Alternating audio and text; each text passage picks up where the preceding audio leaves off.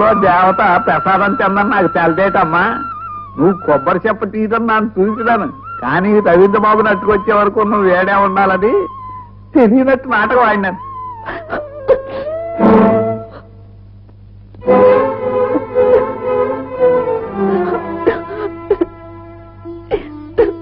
రజని, ఇంతకాలం ఇంత ధైర్యంగా ఉన్న దానివి ఇప్పుడు నన్ను చూడగానే ఆడదాని అయిపోయావి.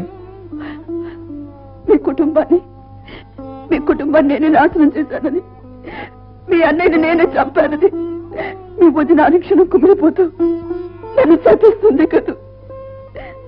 లేదు రజని, అది కేవలం నీ భ్రమ. నిజం నిరూపించబడితే నువ్వు నిర్దోషిగా విడుదలవుతావు. కానీ నీకు తెలిసిన నిజాన్ని నిర్భయంగా నువ్వు కోర్టులో చెప్పాలి. ఆ రోజు స్కూల్లో మన మీద దాడి చేసింది ఎవరు? అసలు ఆ రోజు ఏం జరిగింది? వాస్తవాన్ని నువ్వు ఎందుకు దాచేస్తున్నావు? బ్రహ్మానందం ఇంటికి ఎందుకు వెళ్ళావు? చెప్పమ్మా, చెప్పు.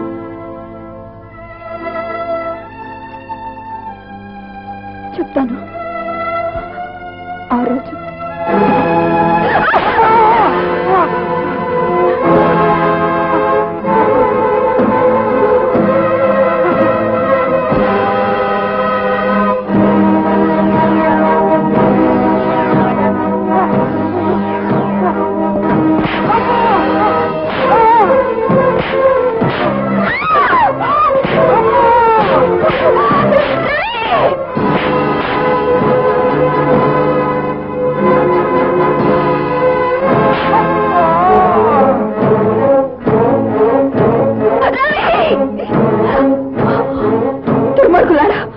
అన్యాయంగా ప్రాణాలు పొట్టలు పెట్టుకున్నారు.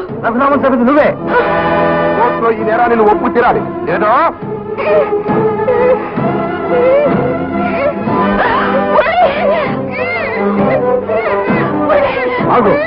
ఈ నేరాన్ని నువ్వు నెత్తిన వేసుకుని వెళ్ళపోతే వేలాడుతున్న ఈ పసివాడితనం నేల రాలిపోతుంది. అయితే నువ్వే ఈ నేరం చేశానని ఒప్పుకో.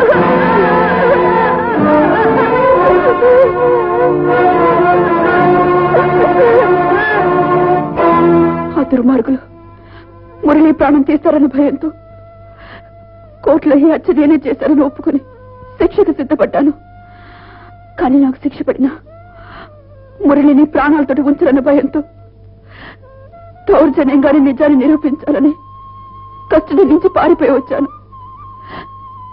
ఈ పూజారి గారి సహకారంతో ఈ దేవత నీడలో రహస్యంగా ఉన్నాను.